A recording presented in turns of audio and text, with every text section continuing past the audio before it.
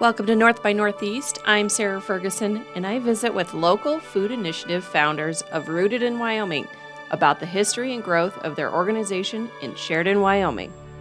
I'm Lise Foy, Executive Director of Rooted in Wyoming. I got involved in Rooted in Wyoming about 3 years ago, and it has been my lifelong personal mission to teach kids and people about where their food comes from. My name is Bonnie Gregory, and I am the sitting board chair for Rooted in Wyoming, and also one of the founding members or founder of this program. We are a nonprofit organization that works to build school and community gardens. We facilitate the projects for the partners that we work with. The partners are self-identified. They step forward and say they want a garden, and they may have X, Y, and Z resources, but they need these other puzzle pieces A, B, and C, and so we help to fill those gaps. We certainly want the partners to have some skin in the game. Like, we don't come in and just build the garden for you. Each partner chooses the layout of their garden, the design of their garden, what they want in it. They each have their own vision and how they're going to use the garden. And we are here for support. We want any project, any partner that we work with, we want them to be successful. So at any point in the game, even if we're 5-6 years down the road and there's something that they need, we will come in and try to help fill those gaps for them. So as Lise was saying, we were visiting about earlier, we work with anyone who wants to work with us, basically. In a strategic planning session that we had last year, we identified that we didn't want to be an inch deep and a mile wide. We really wanted to dig into Sheridan County and our community and make sure that this program was running successfully. We have a variety of partners that we work with. There are currently 9 different garden programs that are active, and they vary from elementary schools to a church to a community center that uses theirs like an after-school program. And even we partner with a for-profit business downtown with our Farm Wild project. That was a grant that came through the Wyoming Business Council. And those farm walls, which are vertical hydroponic grow towers, are there for the community. They're hosted by Smith Alley, but they're there to generate conversation about and to demonstrate a different way of growing things. So one of my favorites is the Brussels sprout story, and it's one of the oldest, and it was kindergartners coming into Holy Name School, and we had quite a few transplants of Brussels sprouts that year, and they had 2 full boxes full of Brussels sprouts, and it was a bumper crop, and they got to be this tall, and there were all these children who had never seen a Brussels sprout, even teachers and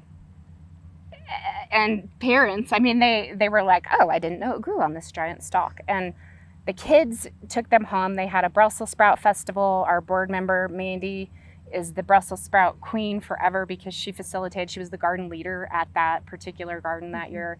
And the kids there's a whole class of children who absolutely love Brussels sprouts, which is, in my opinion, one of the harder vegetables to care about. And so I think that's a success. There's always an opportunity. There's always a learning opportunity, no matter what's going on in the garden. And a lot of times the gardens are used like science labs or extensions of science classes for the school kids. And so I heard this story about a garden leader who their cabbage crop was just eaten up with cabbage worms that year.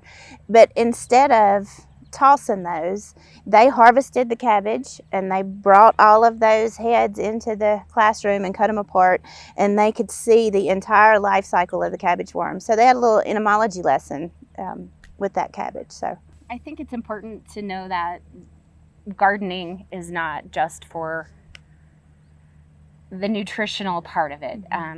There's so many aspects that gardening brings in it. This is our 5th annual Farm to Table and Hoedown event. It has evolved over the years. We're back to our dinner with all of the local produce as much as we can source, keeping with that tradition.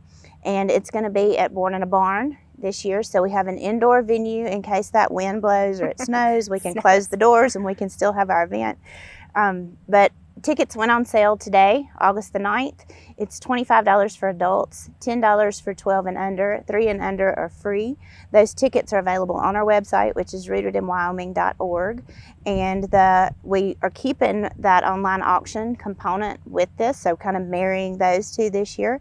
The auction goes live September the 1st. There'll be kids' activities, live music. We've got Wes Urbanic and the Mountain Folk out of Billings, the Wyoming Band, and then a little bluegrass duo that's a local, couple of local musicians here. Doors will open at 3:30 with that music, and then the event is from 4 to 7, the actual dinner itself. There are 5 local restaurants that will partner with our work with our garden partners this year. The restaurants are Frackleton's, Sackett's Market, Verdello, Cottonwood Kitchen, and Innominate Bakery that's located out in Ranchester. And they'll partner with groups of kids that will come, they'll harvest something from their garden, come in and make a recipe with that chef and get to taste it. So they're getting the full circle of what they've learned over the growing season, and then that recipe will be recreated for the hoedown. We're really interested in creating a center for self-sufficiency that helps people learn how to dig in the dirt, how to plant their own things, how to can. There'll be educational classroom components and the ability for us to be able to have our own produce and greenhouse space so that we can really funnel those things into the different programs that we have. There are still potential partners in the community, and there's been conversations with a couple of different entities in Johnson County. So there are still gardens to be built. Our website is rootedinwyoming.org. There are sections on that website about our history. There are pictures from every garden project, the kids interacting or community members interacting. We focus on the kids, but really we do programming with adults too, because we work with community gardens as well. Our social media, that's the best way to keep track of all of the day-to-day. We're on Facebook and Instagram. Almost daily with posts there.